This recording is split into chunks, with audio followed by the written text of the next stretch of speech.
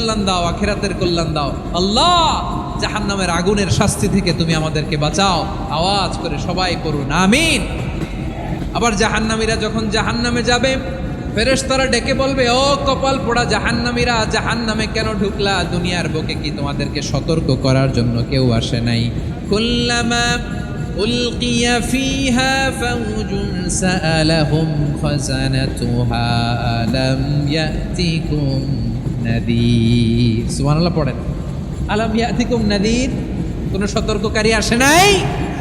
বিশ্বনবী নাযীর হয়ে, সতর্ককারী হয়ে পৃথিবীতে আসলেন। তিনি জাহান্নামের ব্যাপারে উম্মাকে সতর্ক করেছেন। জাহান্নামের আগুনকে আল্লাহ নাম দিয়েছেন নারুল্লাহ। এটা আল্লাহর আগুন, নারুল্লাহিল মুকাদা আল্লাতী তাত্তালিউ আলাল আফইদা, যেটা কলিজার মধ্যে যে ধরে যায়। দুনিয়ার আগুন হাতে লাগলে হাত জ্বলে, পায়ে লাগলে পা জ্বলে। জাহান্নামের আগুন দেহের যেই জায়গায় লাগুক না কেন, সাথে সাথে কলিজাটা জ্বলে ছাই হয়ে যাবে।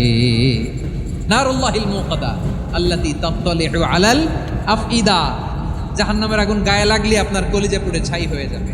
ওই জাহান্নামে আমরা যেতে চাই? আমরা তো সবাই মিলে নাশিদ গাইলাম, জান্নাতে আমরা একা যাব না, সবাই মিলে যাব। ওই জাহান্নাম থেকেও সবাই মিলে বাঁচার দরকার আছে না নাই?